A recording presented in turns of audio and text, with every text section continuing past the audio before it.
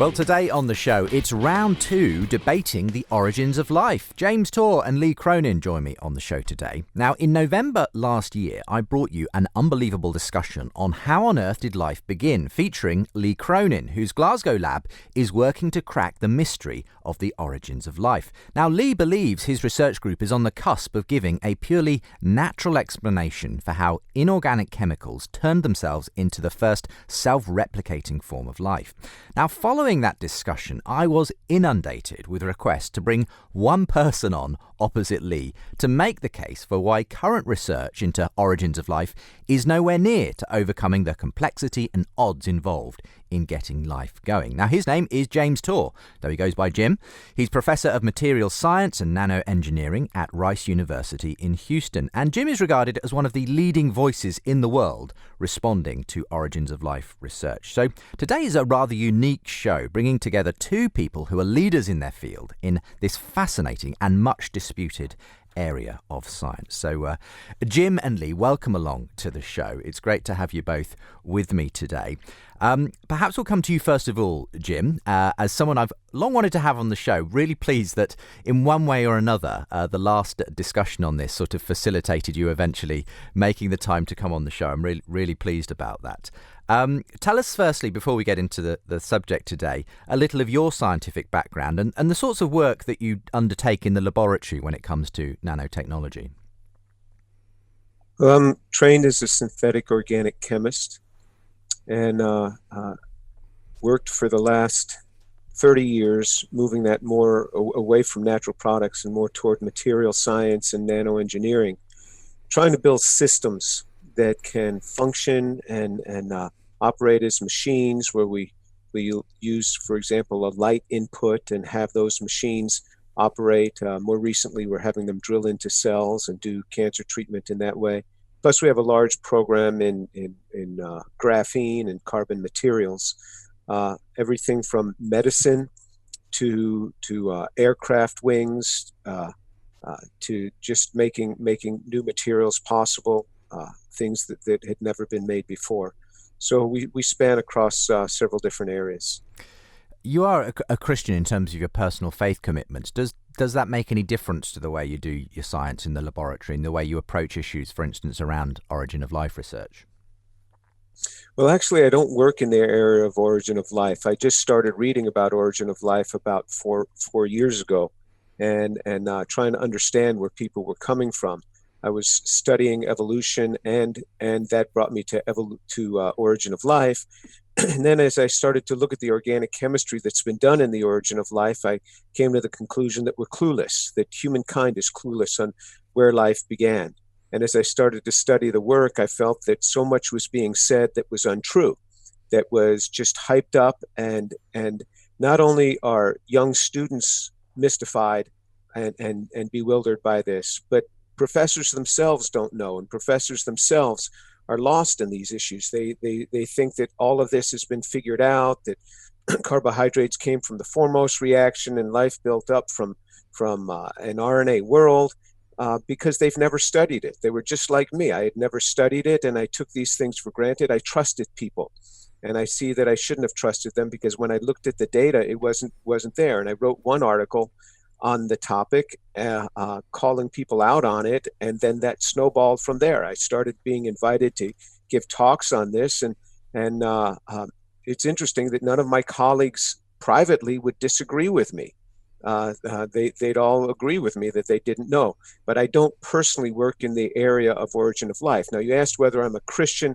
Not only am I Christian, but I love Jesus tremendously. He is the best. He is everything to me. I am much more than just a Christian in name. I come from a Jewish background, so when I came to the Lord at the age of 18, and I came to see that Jesus was the Messiah, it was a huge change. For me, it is not just something in name. So how you asked, how does it affect my research? But it affects my research in the way I interact with people. I'm held to a higher standard because of Jesus Christ. I ask God to give me insight, to give me wisdom, to give me creativity in my work. The scriptures are filled with people like Bezalel, where God specifically filled them with the Holy Spirit and gave them wisdom for example, in Exodus chapter 31, across many different disciplines. And so in that sense, I pray and I seek the Lord. But still, that doesn't mean that I have to neglect the bookwork. I mean, I have to study the work. And for me, it's just asking God for wisdom is what it is. Sure. Let's turn to you now, Lee. So welcome back. We didn't scare you off too much in the last show, I'm glad to say. And it's great to have you back on the programme.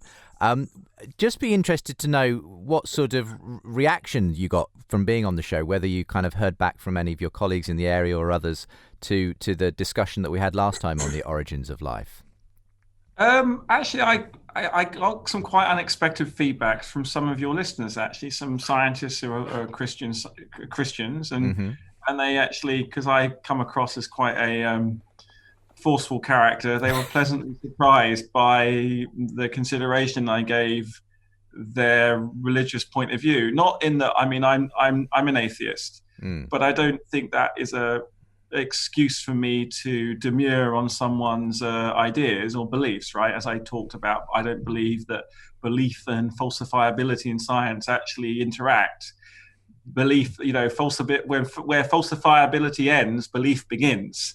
And so I kind of do react against people like Richard Dawkins, who kind of assert that religious people are somehow not smart enough. Okay. Because that's just a lie and offensive.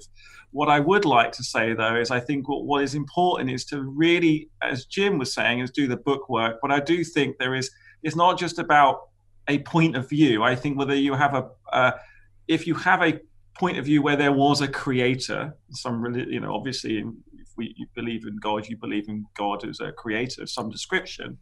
And that's, however God affects the universe, well, I think there is a unity and there is a mystery in terms of how was the universe set up. I don't think there's anything magical in the physical universe at all, actually. I think it can all be described by science. And that Jim might disagree, and we can talk about that. But I think it's really important to have the frame of the discussion respectfully, and also on the basis of what we can interrogate using the rules of science. Yeah. Because, and I think there is an interesting problem about the history of origin of life, but I'll let you bring us in. And I was going to say, Jim, I think you're keen to stress yourself that you're, at the end of the day, interested in the evidence, just like Lee is, aren't you? Oh, absolutely. And this is where I think I was mischaracterized by you, Justin, in your last broadcast when you were on with Lee and with Dennis Noble. So for me, I have never brought in God into any of my arguments on origin of life. I've never done that. I've sent all the 4 papers that I've written on this topic. I sent them to Lee, and he can attest that I don't mention God in this. I use purely naturalistic explanations for what I have to say about the evidence. I am just merely critiquing the evidence of others. I never bring God into this. If you look at any of my scientific papers, I don't bring God into this. And so I'm quite able to speak like that. And that's all I wanted to address in this in this discussion, was to only address it in that way. I only just mentioned God and Jesus Christ because you asked me the question. Sure. And I mean, we'll maybe come back to this towards the end of the show as well. But obviously, the parts of the world where these issues are being contested sometimes involve the intelligent design community. And I know you have spoken on, at conferences run by the Discovery Institute and so on. So, and obviously some scientists see them as somehow having a God agenda. What's your view? For you, could it be that if the naturalistic explanations in Origins of Life, and we'll come to them in a moment, aren't working, that one option is, well, maybe there is a designer, some kind of cosmic designer that's at work here? Well, let me just make a distinction, and this gets back to addressing why I even am on your show today. It's because I want to correct things that were said about me in your last program when I wasn't there. You said at 54 minutes into your talk, you said James Tour, quote, fits with the intelligent design view. You cannot get a naturalistic explanation that does justice to the origin of life. There's too much improbability, too much complexity. unquote. So that's what you were suggesting that I speak on. And that's just not true. And then Lee's response to that was, quote, I'll give you one word, nonsense, unquote. Okay. So you set up this straw man of who Jim Tour is, and then Lee came in and kicked the thing down. Well, so I should just come in there and say, I mean, I think we can discuss about, because you do design what you call nano machines, but they're not machines, and we can talk about narrative and design and what that means. And I think we can do that in a very productive way. And I think, I mean, Justin can talk about his mischaracterization or not, but what I was saying is actually the whole idea that intelligent design has any scientific basis is, for me, the answer is not just nonsense, but demonstratable nonsense. And we can discuss the reasons for that. And I think actually from some of the things that you're discussing, I think we're going to agree a lot on that. And it's quite important, I think, from both our point of views, whether you're religious or not, to have a fair and well-grounded debate. And so we can actually make progress. Well, I think in the field. And I will hold my hands up wholeheartedly, Jim, if any misrepresentation took place. I was speaking off the cuff, and in a sense, that's exactly why I've got you on the show today, so that you can speak for yourself, right, and make and be clear on what you actually do believe, what you are saying about the research. Before we come to that, could you, for the sake of people who maybe can't remember or didn't catch the first time round, Lee, just very briefly, what your research essentially boils down to and is saying about how life got going on Earth? So I'm an inorganic chemist, and I'm always been faced with the complexity of crazy kind of reactions and understanding what goes on in a reaction vessel, in an experiment. And what I was trying to convey in the last discussion is that although the presence of life on Earth seems like it's a miracle of complexity, what I was trying to convey is I think that we have begun to develop a pathway to understanding how that, not only how that complexity arises, but creating that process in the laboratory, not identically, because not about identically kind of trying to check a historical counts of a time machine, but showing the laws of what law of the universe allows life to come into being, and to explain that that's just a gradual process. And also, why I think we might vigorously agree, but we'll wait until Jim and I discuss, to express some frustration in the origin of life community, where people have set themselves up for an improbable discussion to say, if this molecule was present at this concentration on this day, and then this would happen, and scientists want to have mechanistic control. And I would argue it's not, people aren't being disingenuous, they're just using a narrative to explain their experiments. And this actually is happening in nanotechnology. People building nanomachines? No, they're not. They're looking at the formation of architectures from the top down and bottom up. Same in the origin of life debate. Lots of people are going top down. I think this happens. I imprint my narrative on it. Rather than going bottom up, how do we actually see what features of the universe allow complexity to develop such that evolution can get going? And I think what I can do today is carry on the discussion about how those experiments can be used productively to kind of have a new debate, because it's important for the young scientists coming into this that they don't get sucked in by a narrative, that we ask the question in a new way. And I think, again, I don't want to speak for Jim, but I think he and I might agree on there is a need for displacing a narrative with more interesting and unifying questions. Let me come back to you first then, Jim. It might be helpful for you to sketch out how you have understood Lee's research and what he seems to be saying in it. And equally use this time, feel free to obviously address any other issues that came up in that first recording we did, where you feel either the research or yourself were not being represented adequately. Yeah. Okay. So let me just address that. I think that I was not being represented adequately by you, Justin, and I just corrected that. But also by Lee. Lee's said of me, quote, number one, he's just trying to provoke people to see how they will react, unquote. And that's just not true.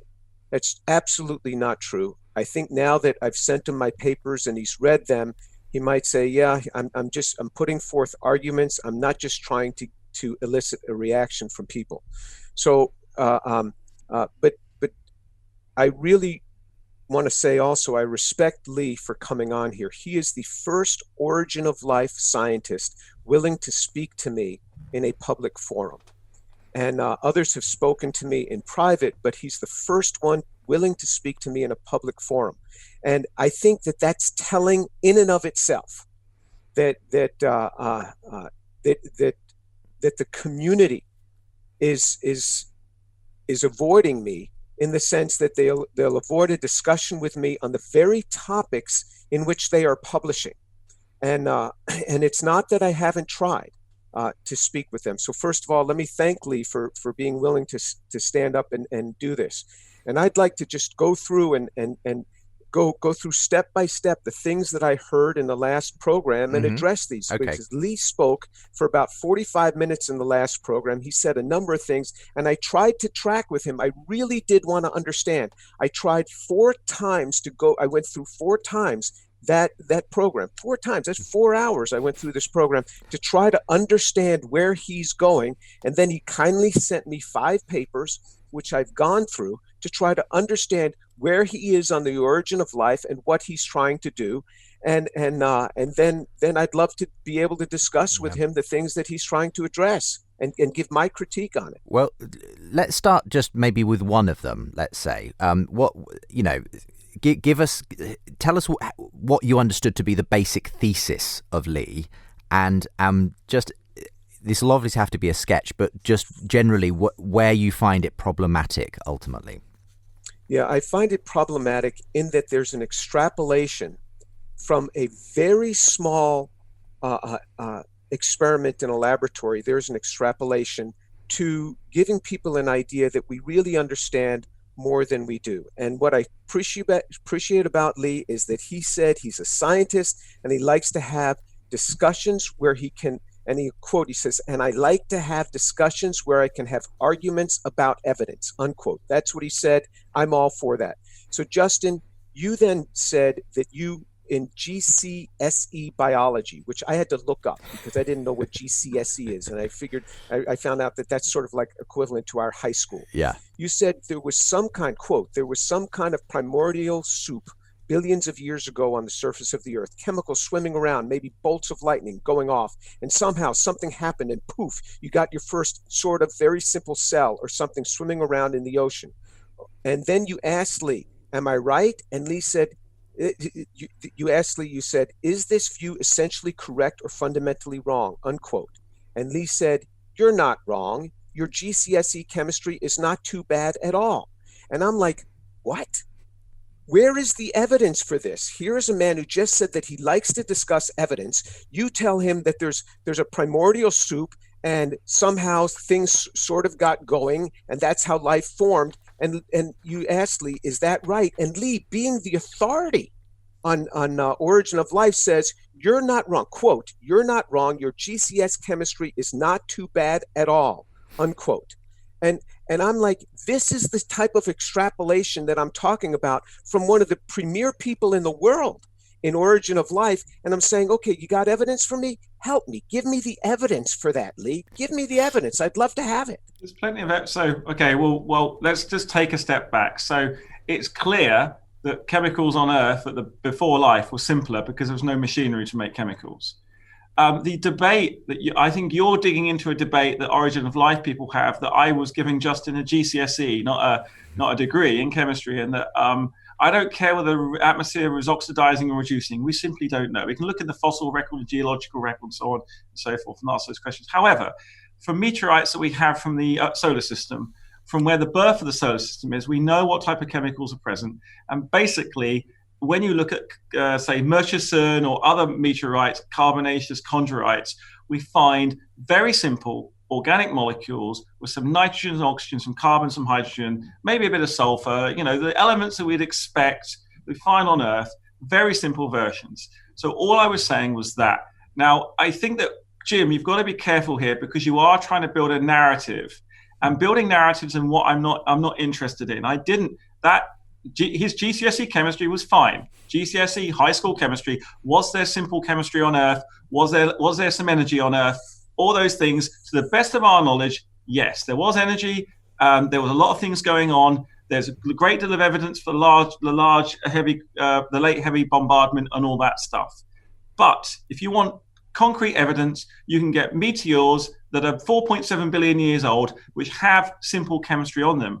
And I think the thing that you're maybe creating a straw man here, because I think we basically agree that in the past, chemistry looks to have been simpler.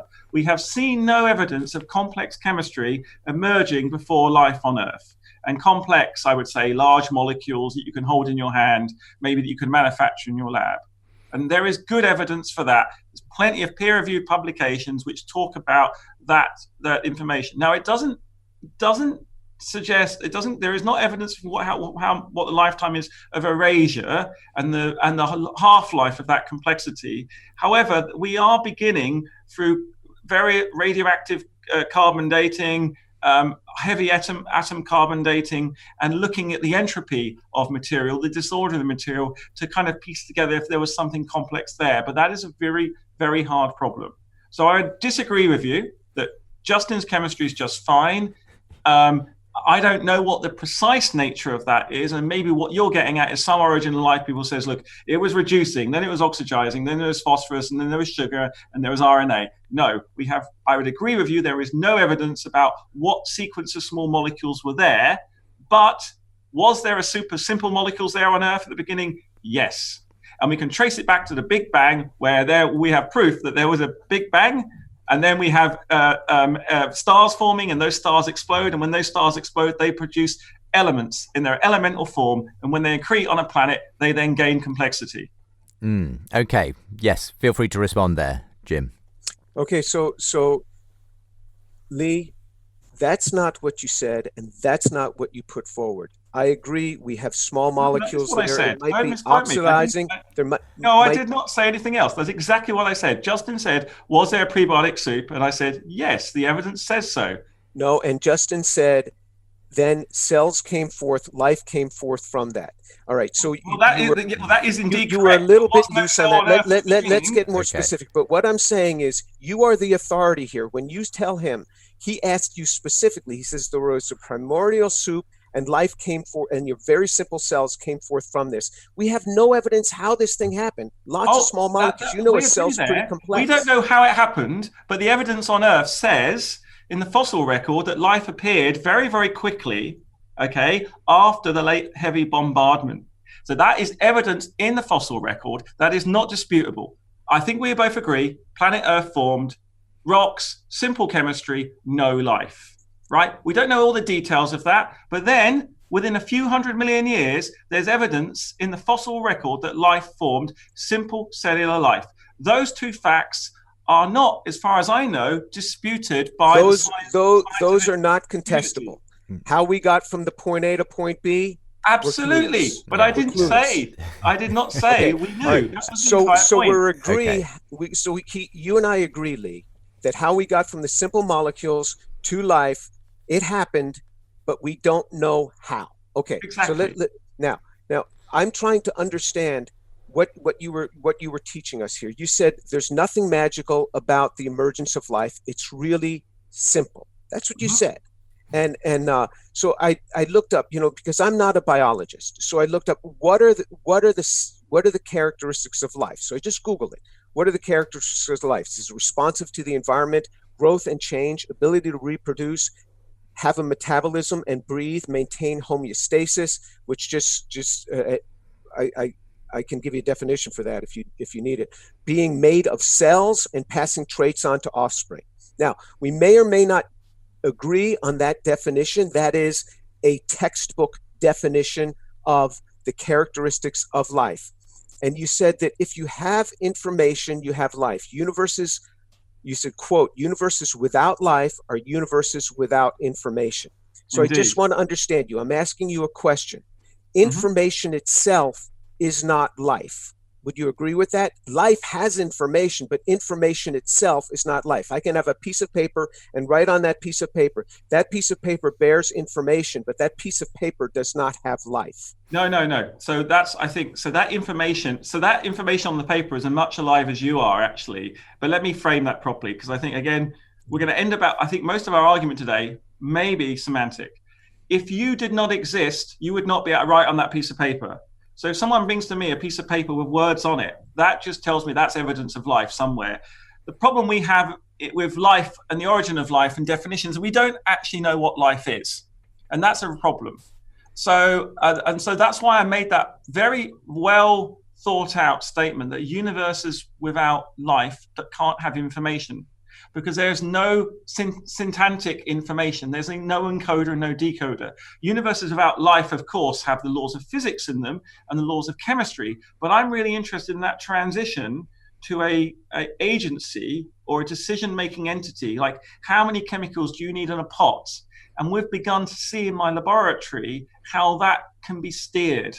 And I think that's counter all the debate, counter what you're saying is possible, counter what the origin life says is possible, but we're just doing experiments to ask those questions. But so I would say the piece of paper you write on isn't alive, it's not metabolizing, not in your definition, but you put that there. Therefore, if I found that piece of paper on another planet and I was able to discount that from background entropy, I would know that a living thing had put it there. And that's all I can do right now. I know so little about what life is that I'm able to understand. I think I kind of view myself a bit like before Isaac Newton wrote down how gravity worked. I know that gravity exists, I can see it, but I don't yet have the equation for it. And isn't it interesting that, it took Newton and then Einstein to quantify the law of gravity, and then obviously people could then apply that everywhere in the universe, but we knew it existed. And I'm kind of excited because we're in this like pre-quantum mechanics world for biology, pre-understanding the equations, the physical laws that give rise to biology. But confident I am that we'll find them, and I can give you many reasons for that, but confidence is nothing without evidence. And what we have to discuss today is the evidence trail that is leading me down this track. Obviously, it's not finished yet. I haven't made life in my lab yet. I will. The argument will be that life that I made in the lab, did it just come from me? And where did I come from? And so what we have to work really hard to do is not obsess about the origin of life, but how can we create complex chemistry from simple chemistry? And what are the laws that turn that complex chemistry? And one comment I'll say is, like, in nanomachines, we're never ever going to make nanomachines deterministically. We have to evolve them. The cell is a good example of that. And even today, with all this work in nanotechnology, Jim, that you work in, there is not one functioning nanomachine in our technology made from the chemist up. It's all from the electrical engineer down. Well, look, I'm just going to go to a quick break and we'll return with Jim responding. Fascinating discussion. So glad I'm able to bring both Lee and Jim together for today's conversation on the origins of life. It's a part two, really, to the conversation that Lee took part in at the end of last year. So this is Unbelievable, where we aim to stretch your mind, and we'll be doing that with a scientific debate on the origins of life today. Come back again for part two in a short moment's time. What I want to invite Roger to comment on is, why couldn't the mental realm include an infinite consciousness? It's too much like us. It's too much like putting it like the Greek views of the gods in some sense. They were too much like us. They were finite and contingent. Here we're talking about a metaphysically necessary source. I admire this noble aspiration to find the highest possible ideal. It's almost as if you're proposing a new religion to meet this new challenge. It's not a new religion. Yes. What it is something that sits in the same place. It addresses some of the same needs, but it is not founded on the same principle. If the New Testament says that Jesus did X, Y, and Z, did he do it or not? I don't think it's a story that's made by committee. Am I going to have a later literary genius who comes up with a great story like this? Or am I going to say, no, Jesus is the genius, and somehow that story has basically been preserved?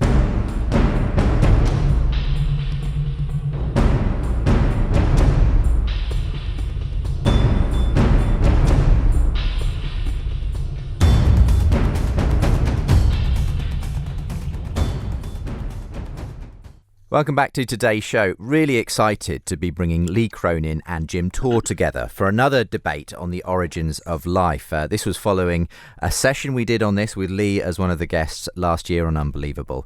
And I had so many requests to bring on Jim Tor opposite Lee.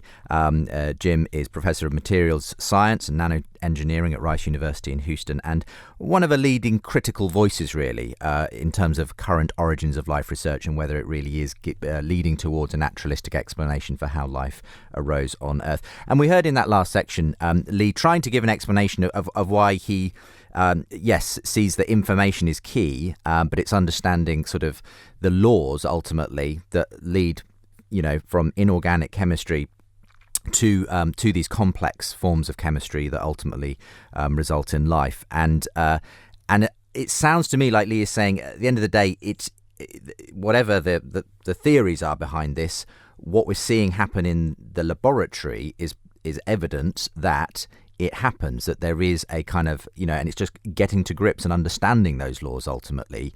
It's not magic. It happened, and it can happen again if we, create the right kind of conditions and do the right kind of research. So, what are your responses here to all of this, Jim? Right. So Lee said that we may come down to a matter of semantics in our discussion. I don't disagree with that. Let me just say also up front, the reason I have never supported intelligent design, although I'm sympathetic to the arguments, it's the first line on my website under the evolution creation page. I don't support intelligent design because I have no tool to measure it. I have not a tool to measure that something has been intelligently designed. So I hold my colleagues to the same tools and standards that I'm going to have to hold myself. That's why I don't support it, because I have not a tool to measure it. I'm not against it. I just have not a tool to measure it. Secondly, I've never said that this cannot happen by a naturalistic explanation. In fact, I've gone on to say is I have no idea what we're going to discover in 50 years, 100 years, 300 years from now. If 150 years ago you asked somebody where is information stored in a cell, they would have said, I have no idea. It must be God.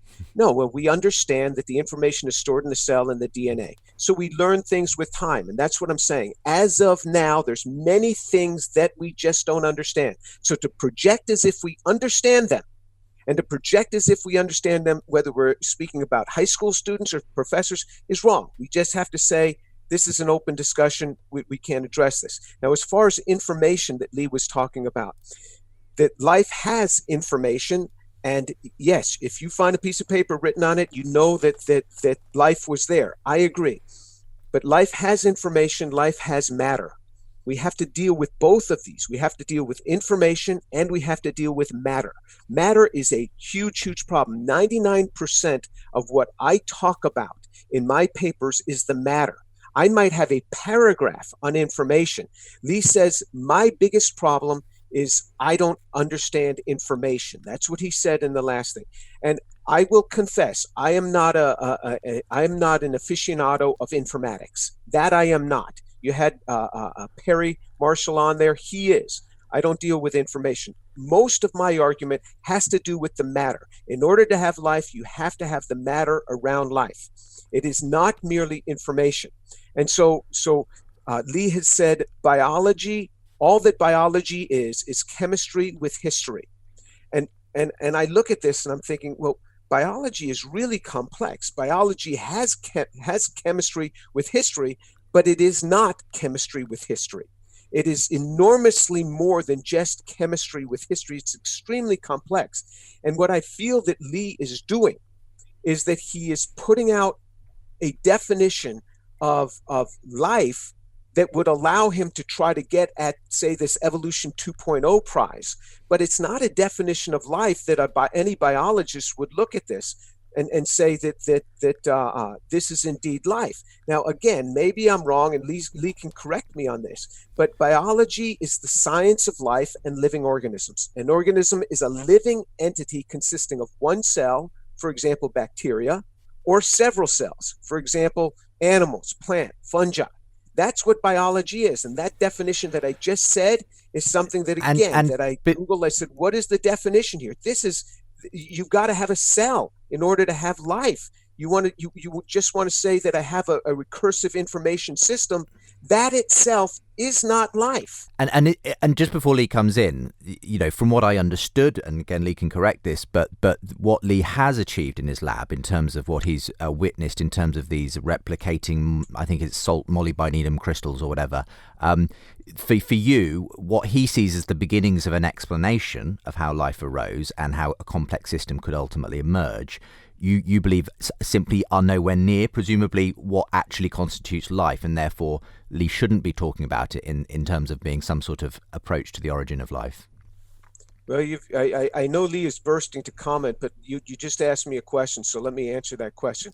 I wanted so much to understand from Lee what he was talking about. I listened very carefully on the last broadcast, and he talked about salad dressing and life. He said life formed in bubbles, and these bubbles are like salad dressing. They get stuck, something gets stuck, and then all of a sudden he starts to talk about flipping coins. I was trying to track with him. And then when he said there's a paper on this, and he was kind enough to send me this paper, I, with great enthusiasm, went to that paper with great enthusiasm because I wanted to see. And, I feel like I was told this is going to be the greatest show on earth. And I went in there and there was an old poodle standing on his hind legs. I mean, there was nothing. This is just an autocatalytic reaction. You're forming some clusters, and other clusters can use those as templates to form around them. Autocatalytic reactions have been around a long time in chemistry, for over 100 years. Oswald came up with these over 100 years ago.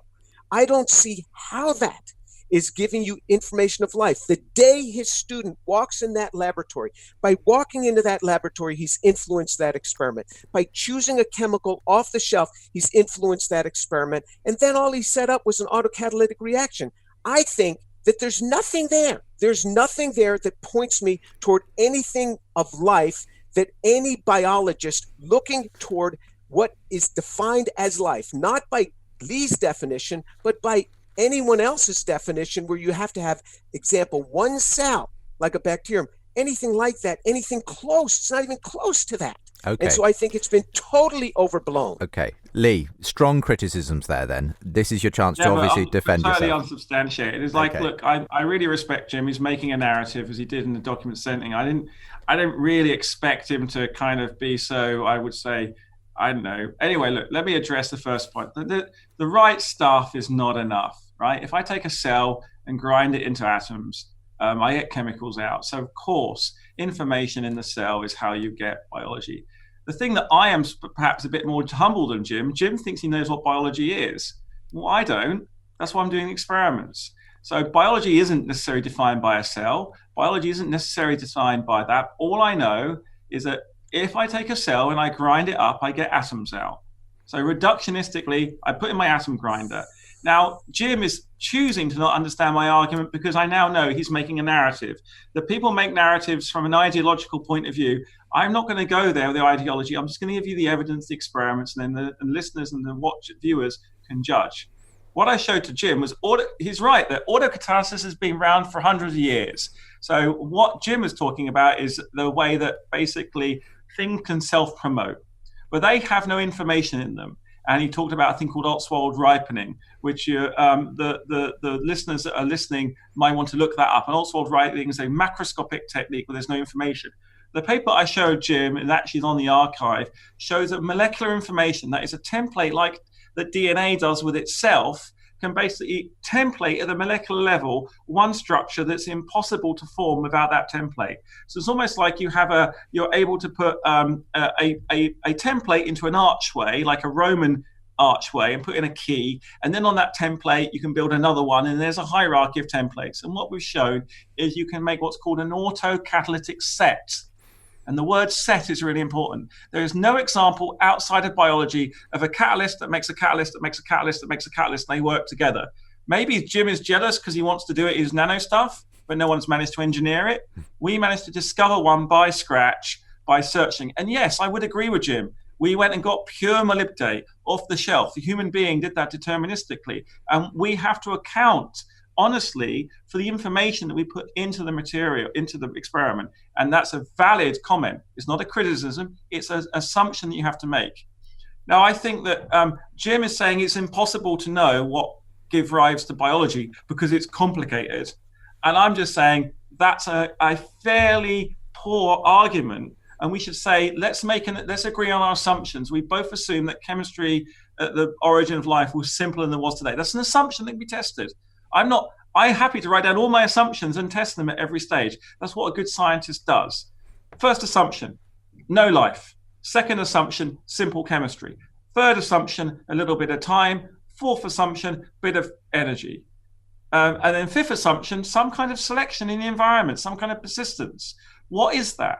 And I try to help the listener understand. And I was aware that not everyone is a professor of nanoscience. So I put it in terms that I think a listener could get some kind of analogy, metaphor out of. And Jim is kind of lambasting me for not having the correct term. He's already admitted he's not going to understand the mathematics, so I write it down.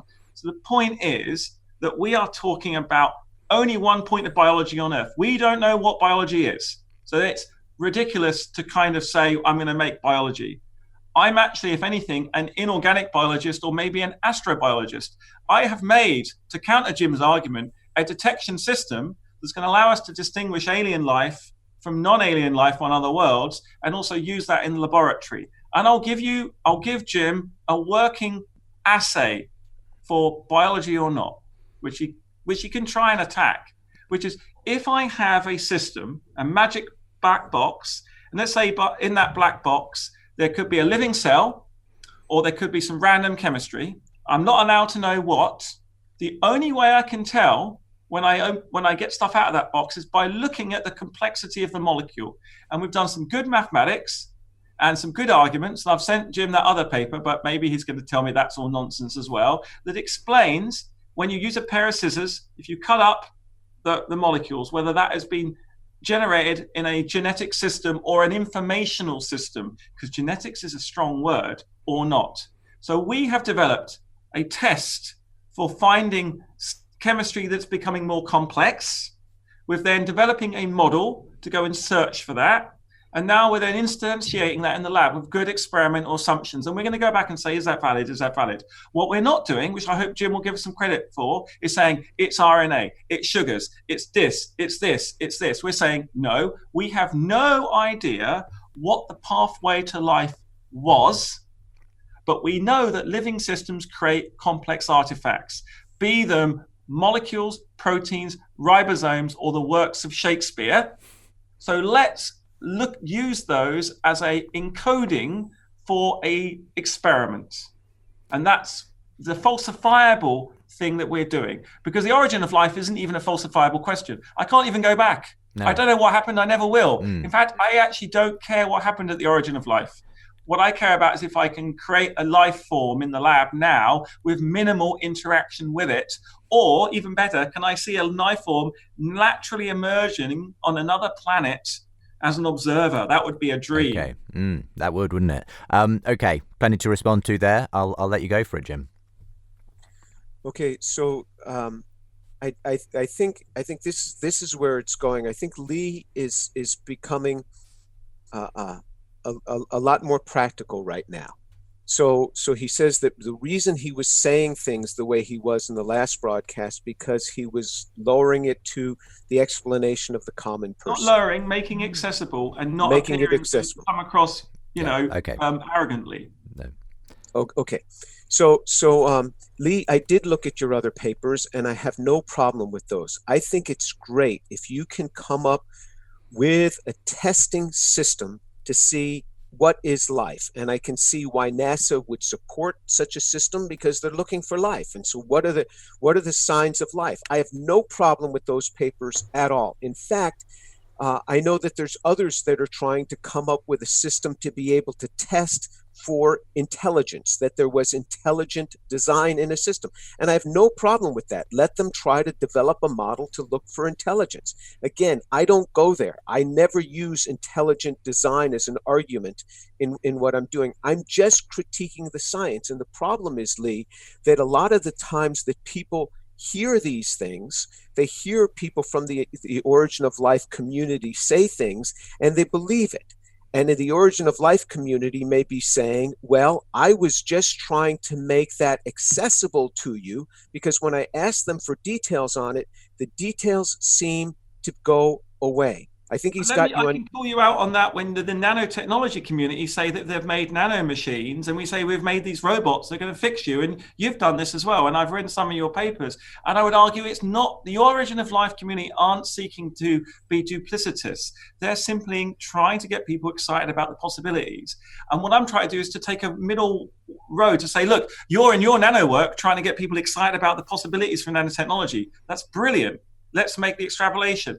Maybe we can give that accommodation to the origin of life. Sorry to interrupt. Yeah, but is that a fair criticism that we all, in nanotechnology as well, you're making claims that may seem something in the public, but obviously need more working out in the laboratory? Well, possibly. I mean, there's a company now started around the nanomachines to drill into these cells to affect the cells, to deliver.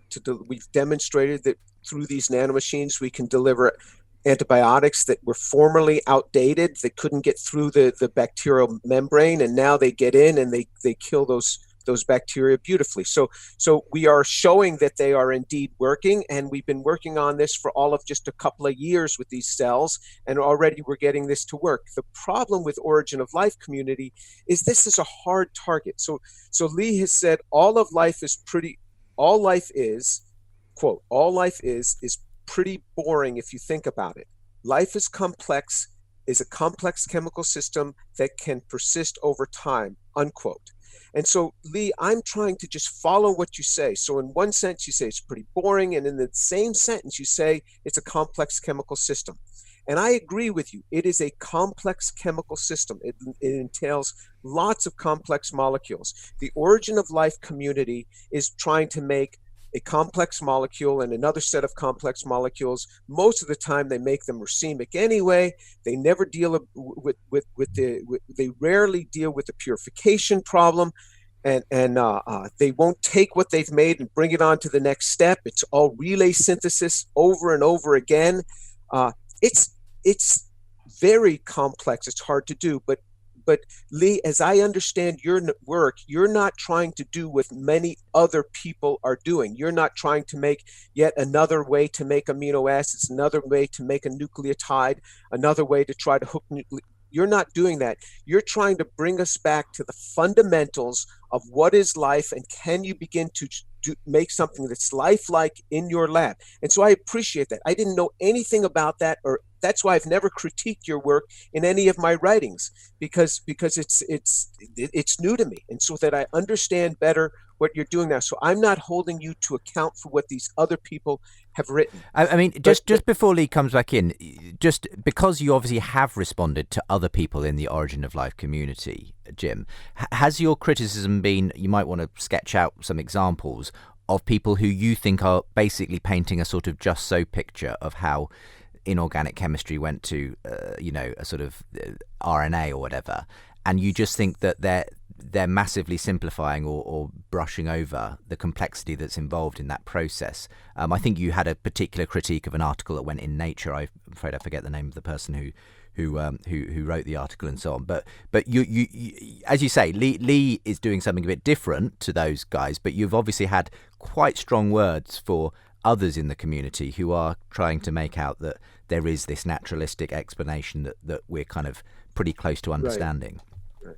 Yes. So when they take their little experiment in the lab and they extrapolate it and they bring it to life, it makes the layperson feel that we understand what's going on. That's not the case at all. And it's not just the layperson. Even my faculty colleagues have been confused by these things, and the extrapolations are way overboard. And I think Lee would agree with me a lot on this, as I've read his work. Lee's work is very different. I think, now getting back to Lee's work, I think it's oversimplified. I think that he's nowhere near life, but what he's trying to do, and I see this. He said this on the last broadcast. He said what we can't agree on what life is. He says there's no agreement among different people. He says, quote, what I've come up with is forgetting what life is, but looking at what life does, unquote. Quote again, what does life do that is different than, say, a non-living plant? Life makes things, unquote. Again, he says, quote, living systems tend to make stuff. and that is what we call life, and we are looking for it, unquote. And so I see what he's trying to, what Lee is doing. He is trying to step back, because I just read to you a Googled definition of what biology is. Biology says you've got to have a cell there. And Lee is stepping back from his mathematical background. He's stepping back.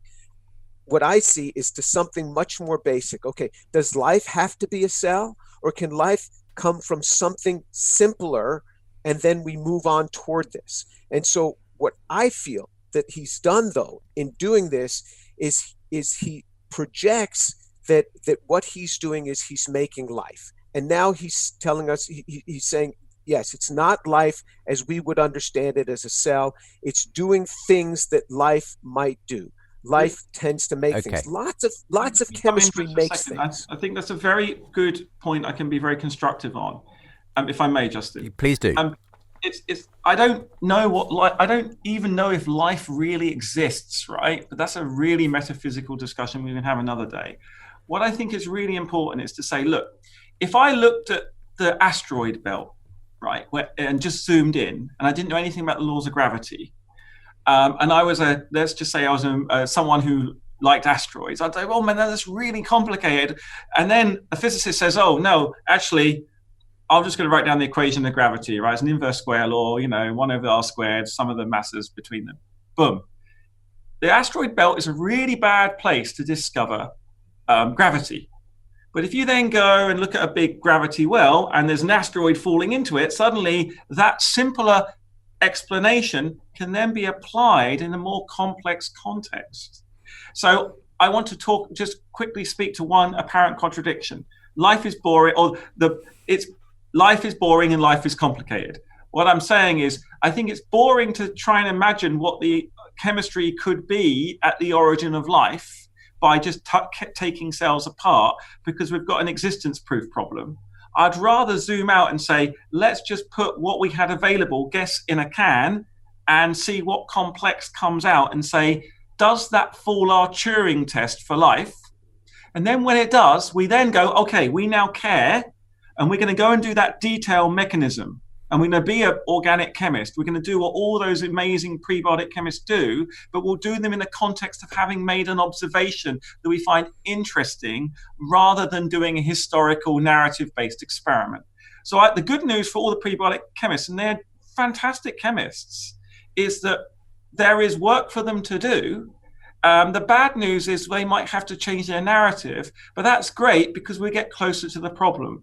And I'm saying, I think I'm discovering gravity, what the equivalent of the force that produces life, and what is the natural phenomena that does it. I haven't done it yet. I've got indications it might work.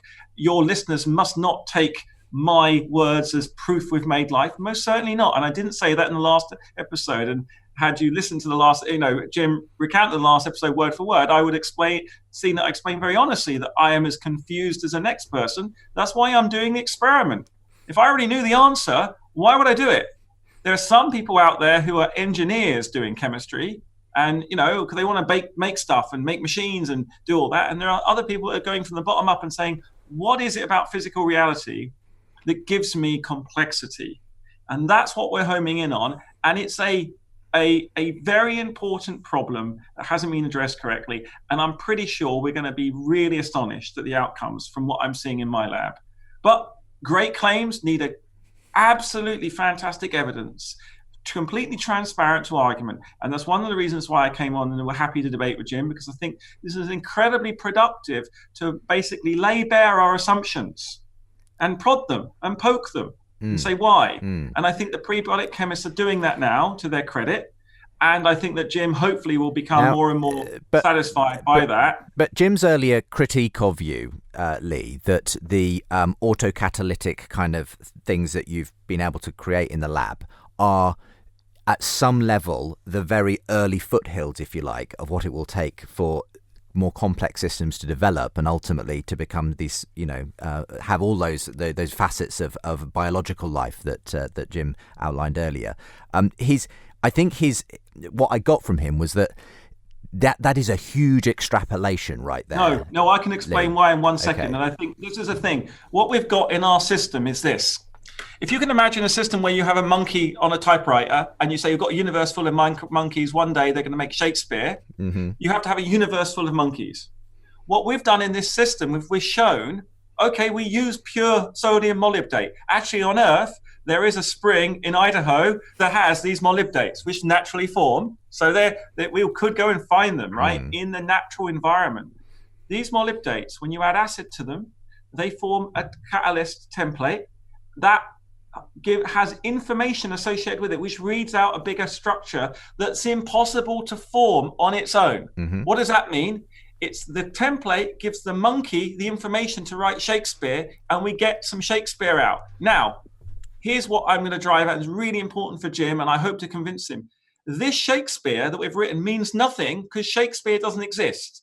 So what we've got is we've got a small template that's randomly forming, that then has that is able to template a molecule that's massive, that can't form randomly, that there is a molecular information. But now this molecule forms, this molecule can then act on itself, and that information then becomes information. So what I'm trying to say is that the act of creating information is what we're trying to capture here, and we're showing a naturalistic process. And that's why I guess Jim is uneasy, quite rightly. Like, I'm shuffling a card deck and getting a royal flush and using that royal flush to make another royal flush. And I'm excited because it's the first time outside of biology that coupled catalytic sets have been shown to emerge. People have made them in DNA and proteins, but the amount of sequence information required requires you to create it. Whereas in our salt system, yes, I have to get some sodium molybdate, which is one compound, and I have to add some lemon juice to it or some acid. But then the rest goes. I think that's why you're obviously very excited that for you this is a breakthrough, and that obviously there's a lot of work to be done in where that goes ultimately, but the principle you seem to be saying is what's there. I'm going to go to another break. Sorry to cut in on what is a really fascinating discussion. I'm fascinated to hear what Jim will say in response in the next section of today's programme. We're talking about the origins of life, round 2 with Lee Cronin and my guest James Tour on today's edition of Unbelievable. If you listen to Unbelievable with Justin Briley on Premier Christian Radio and enjoy the conversations between Christians and skeptics, then this is the perfect app for you. For the latest updates, podcasts, videos, articles, bonus content and much more, download the Premier Unbelievable app today. So what an interesting discussion today, quite a deep dive on the scientific issues surrounding the origins of life. It's round 2, really, of a programme that really catalysed all this, if you'll allow me to use a scientific metaphor, when Lee Cronin came on the show, along with Perry Marshall and Dennis Noble, to talk about his research in origins of life. And the name Jim Tour came up during the course of our discussion. And, a lot of people wanted to have Jim represent himself. And in the end, Jim said he was available, and he's been on the show today, airing some of his both concerns with the way things were put across in that first show, the way he believes that by and large in the origin of life community, complex issues are not being treated fairly. They're being rather misrepresented in the popular literature and so on. But also appreciative of Lee Cronin's work, which he says is sort of tackling things from a different perspective. He's not making quite such grandiose claims as Jim believes some of his colleagues sometimes make. We got to the end of that last section there, Jim, and Lee essentially saying, look, it seems to me that what he has managed to do in the lab and these catalytic sets and so on that have been established are at least the beginnings of the principles you need for life, in the sense of something that can exist in a complex system through time. You're at the very beginnings of seeing something like that, and from everything that Lee has said, he sees that it's going to be something like the law of gravity. It's going to be the kind of biological equivalent of a law simply enacting itself in the universe. You don't have to invoke anything special or magical. It will just happen given the circumstances. So, where do you want to begin? Take it away, Jim. Okay, let me start by agreeing with Lee that those that are working in the origin of life community, the synthetic chemists, are amazing synthetic chemists. They've tied one hand behind their back because they restrict themselves to aqueous systems. They restrict themselves to very simple, basic chemicals. They're great chemists, and they make amazingly complex things using all of their intellect, and then suggesting that this could be how life formed, which is a big extrapolation from the one little molecule that they've made. But they're great chemists. I have no problem with that. And I see that Lee is trying to get a fundamental piece of life, and that is being able to construct, to have information come from these little molybdate reactions, and that's great. I'm happy for him, and that's a wonderful thing. I still think the extrapolation is just huge, and the target is hard. Look, I don't work in the area of origin of life. This is a hard target, and what happens is, since Miller-Urey, and I've written about this, that was 67, 68 years ago, since they came up with the Miller-Urey experiment, many people thought we were very close. The problem is the target gets further away. As we understand what life is, what life as a biological life, where we live, where most origin of life people are trying to direct toward, the target moves further and further away. So we're not getting closer with time, we're getting further away with time, because every year there's more found out about a cell and how a cell communicates, how information is transferred within a cell, and you're like, whoa, this is utterly amazing. And what Lee has done is he's trying to get at the very basics of how could you get information to build up from this random system that is, he's trying to approximate randomness with a pseudo-random system in his lab and build up information. That's wonderful. Lee, I'm not contesting with you on that. I have no contest with that. But to suggest that that is a form that is going to give us some understanding of how life as we know it in a biological system, this is a very, very long way away. I don't know what that Evolution 2.0 prize demands. I don't know what its requirements are. I've tried to look it up. It seems kind of nebulous to me. But it's just so far from life. And I'm glad that Lee is here today. And he's saying that, look, we haven't made life. He thinks he's going to be able to make what have telltale signs of the beginnings of life, but I'm glad that he's admitting, maybe he's not, and he'd like to correct me on this, that he's very far from what we look at as a biological definition of life that has to have a cell, whether that be a eukaryotic cell or a bacterium.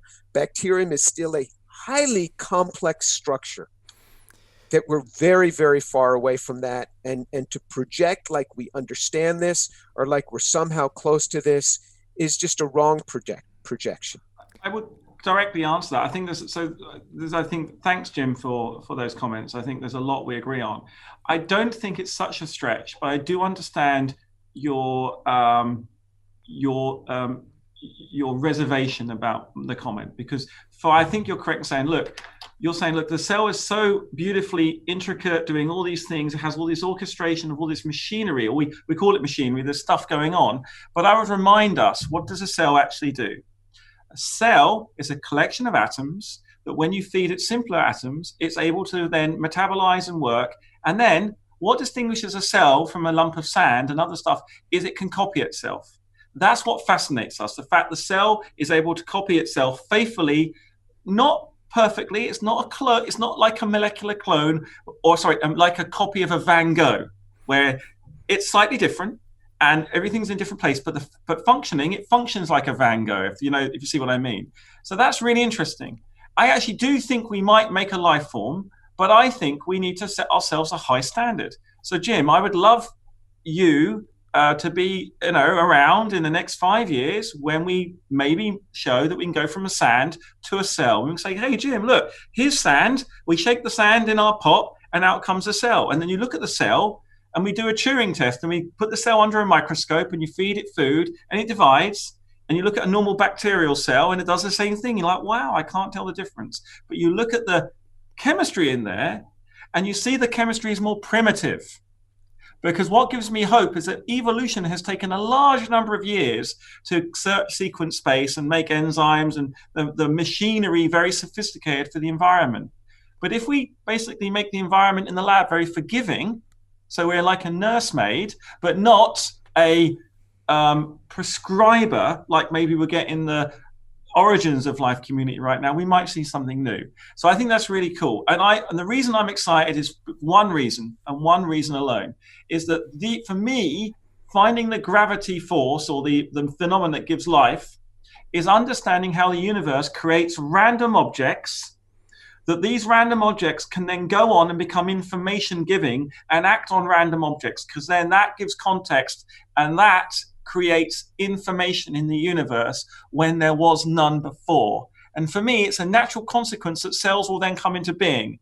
So what I would love to show Jim in a few years is a cell with polymers in it, which are changing their sequence, producing structures of function, which help the persistence of that cell, and then show him the lineage of how that cell then emerges from a soup that has evolution occurring either at the cellular level first and then the molecular level, and you go on and make those nanomachines. And I'm sure Jim would love you to show him that as well. I mean, my question is, Lee, do you anticipate that's what we are going to get in 5 years' time? I would share Jim's kind of, well, let's say I'm not as pessimistic as Jim, but I'm as realistic.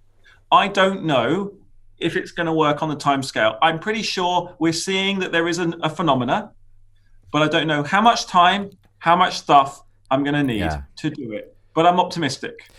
Be interested again in your response, Jim. And the other question that's striking me as well is, we haven't talked much about evolution in the sense what happens after the point at which you do have some kind of, because from what I hear Lee saying, he's fully confident that this process, time, and simply the ability for things to continue in an evolutionary process will develop the kind of complexity we see, as you've described in the cell, those extraordinary information processing centers that exist. And I'd just be interested in your general, as a nanotechnician, what you make of the evolutionary account in the larger scale as well as this origins of life stuff, in terms of the complexity that does ultimately come out of it. But yeah, happy for you to begin where you want to begin in terms of responding there, Jim. Yeah, I just hope that what we will have at the end of the day is really something that does have these signs of life. So Lee has mentioned a couple of times the Turing Test. Turing was very specific as to what we would need if we had a computer that is really lifelike. And so the last paper I wrote said, let's get the community together and let's define what are the targets that we would have to hit to really define that we're beginning to describe origin of life. That is a real problem here. And so if we can put some parameters on this, somebody thought that so they were explaining something and I showed them, look, I poured some olive oil in a pan and I added a drop of soap to it, and immediately that olive oil glob just started to move around. And it really looked like it was alive. It's just moving around on the surface of the water. And I told them, that is not alive. That is not alive. There are chemical effects happening. It's moving around, but it's not alive. So there are things that might look like they're living, that they're not, that there's really no life there. So if we're going to define some things and have a Turing test, let's put some parameters on it. This is what we would have to show, that this would begin to suggest a living system. But everything that Lee is talking about, everything is very far from a biological cell and the complexity of the simplest cells that we have and the simplest cells that we have signs of having. So in other words, the simplest cells that we have in the record are about the same complexity as our simplest cells today. There have been estimates that you have to have at least 256 protein coding genes and this level of sophistication. If we're going to talk about what's the origin of life, of biological systems as we look at them, Lee is going way back before this. And how much this is going to suggest about the biological systems that we see today, I don't know. But I'm fine with Lee working on what he wants to do, but let's put some parameters of what we're going to have to say that this is going to have life, because things that look like metabolism may not be metabolism. We can have lots of chemical reactions that occur, and we can say, hey, that's metabolism. Or what do we mean by that? What is replication? What is self-replication? And all around this are parameters of fidelity.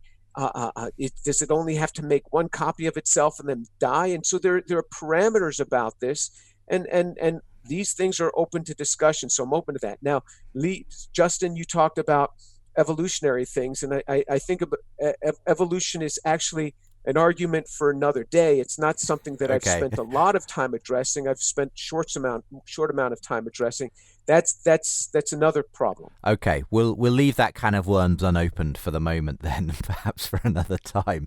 As it stands, Lee, I think I'm glad in a way that we've had some rapprochement between you both towards the end of today's recording, because I think you want to be modest, Lee, about what it is exactly that your research is showing.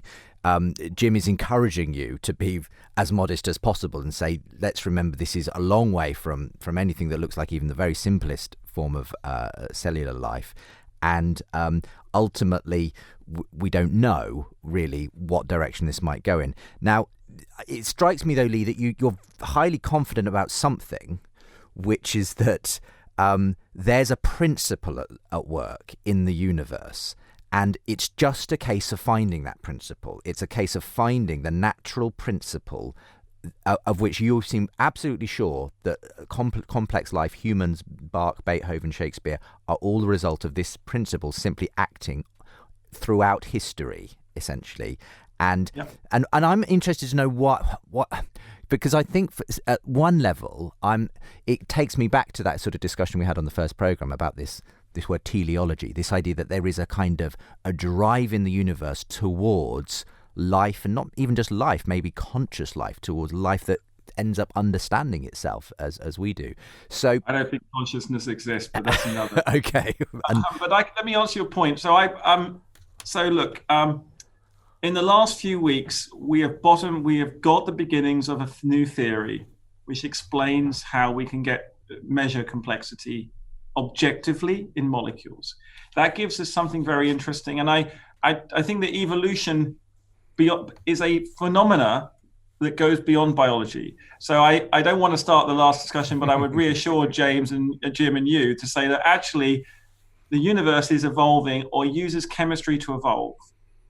And that's where all that complexity comes from. Now, at the moment, I'm finishing my calculations, and I think I know how much time it can take to generate a ribosome, the minimal ribosome. Now, for your listeners, a ribosome is the minimum machine that takes genetic material and is able to produce the molecular machines of the cell and literally orchestrate the production of the cell. And many people have thought, by looking at the information content of the ribosome, that's just so high, you can't possibly arrive at it. Well, we have worked out how. Now, I'm not going to claim that we can do this in 1 day, 1 month, 1 year. All I'm going to say to you is look, I think we have a theory how, and we're going to go in the lab and do it. We should get us excited, because it starts again, get back to experiment, where people are saying, there's this complexity for free. How did it appear? There must be some non-natural explanation on one hand, or what Jim is rightly saying, and he doesn't want to be mischaracterized, that we just don't know how, and there could be a naturalistic one. And I'll take a nice comment that Jim made earlier, 100 years ago, we had no idea that DNA was the way that information is flowing through cells. Now we know.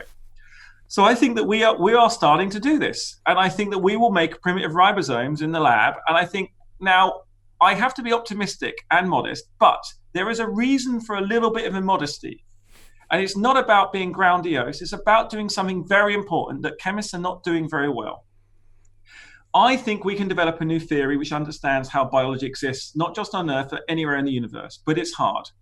I think that we need to get young people coming into chemistry and thinking big and thinking about making molecules and how molecules can make themselves, and it's hard, and we need to have a level playing field and all argue constructively so we can actually make a massive effort for humanity to understand, the same way that humanity understands that the Higgs boson exists, what principle in the universe allows life to emerge. And why I came on this program is not only that I respect Jim as a scientist, I respect the fact his right to argue. And from other people not engaging with that argument, I think it's disappointing, because they need to engage with him. Because if we are going to bring young people and taxpayer money and people's time and effort from public to get enthusiastic beyond this, we need to show how we're working together. The gravity waves experiment was a 70-plus year experiment, 30 years of building, constructing, no prospect of success. And then suddenly we discovered gravity waves. And only by working together did we do it. So if part of our discussion can inspire people to work together, to reframe the problem, and to accept that we just don't know how hard or easy it's going to be, will get people excited. So I'm going to try. Right now I'm telling Jim, I'm going to try. I've got a method. I've got a plan. I've got a theory. I'm going to test. It could be wrong. It leads to an experiment, leads to some objective evidence, and we go attack and go around the cycle and see what happens. Right. Jim, in some ways, Lee's almost casting it as, I'm the optimist, and and maybe you're a bit too much the pessimist when it comes to what could happen, what we might just find out in the lab about origins of life.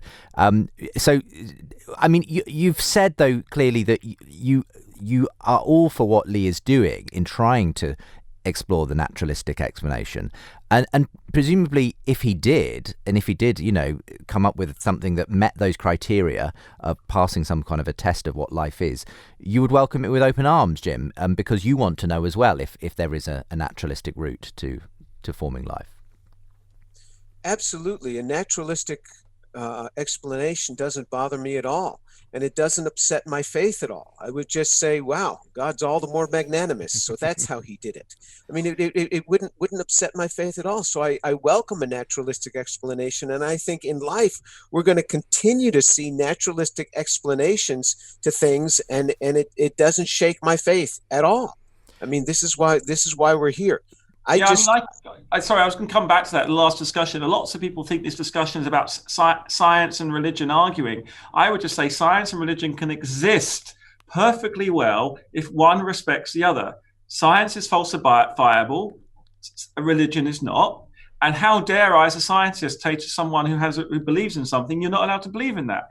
And I think that if we respect those boundaries and that construction, we can kind of push one another. Because as I said in the last broadcast, I'm not religious, but that doesn't mean I don't think the universe is incredibly beautiful and marvelous. Now, Jim might say, oh, well, that's because you don't understand God and this is you just manifesting another way. Might be. But as an atheist, I really exist in the universe that is my universe. And I want to ask, why do things happen? And I think that that's not anti-religion. It's not anti-belief. And it also allows Jim to embrace a naturalistic explanation, because at the end of the day, if there was a Big Bang, God could just be the person that made the flick set everything up. The physicists don't have the answer for that, right? Yeah. Do you want to respond to that, Jim, as we start to close out our program today? Yeah, I mean, God said, "Let there be light." I mean, and there is a naturalistic explanation that then comes in.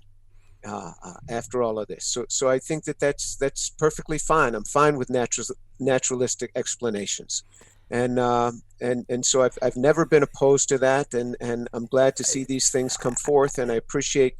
And all you're doing then, in a sense, Jim, is simply pointing out for people that there's still a gaping gap between the current naturalistic explanations that are being put on the table and the reality. And for you, it could well be that someone like Lee does eventually make something that's more convincing. If he doesn't, if we say we could all be sat here in 500 years' time and that target has moved even further away, in your estimation, would it raise the possibility that, well, maybe it's not a naturalistic explanation? Maybe there is a design somewhere here. Maybe someone has been prodding the bits into place that were needed for life to get going on Earth. No, I don't think that you could ever make that jump. I don't think that that's possible. I mean, just because we don't come out in 500 years, maybe it'll come out in 600 years. I mean, so that's why I never use this God of the gap argument, that what we don't know must somehow be God, because I get surprised all the time. Every time I read the literature, I get surprised. I'm like, whoa, that's interesting. I didn't know that. So I'm quite open to naturalistic explanations because God has set up a natural world, and that there's a naturalistic explanation for everything that we see. I'm fine with that. I'm absolutely fine with that. So anyway, I appreciate Lee joining me on this show. This is a first that an origin of life researcher is willing to sit down and talk with me about something. Well, I appreciate you doing that as well, Lee. So thank you very much for coming back on the show. I should point people to both your websites, croninlab.com, find out more about Lee's research, and drjamestour.com for more about Jim's work and his speaking and so on. In the meantime, I'm sorry the time is over so quickly. I've had a fascinating and fun time myself, though. So thank you, Lee, and thank you, Jim, for being on the show today. Thank you. For more conversations between Christians and skeptics, subscribe to the Unbelievable podcast. And for more updates and bonus content, sign up to the Unbelievable newsletter.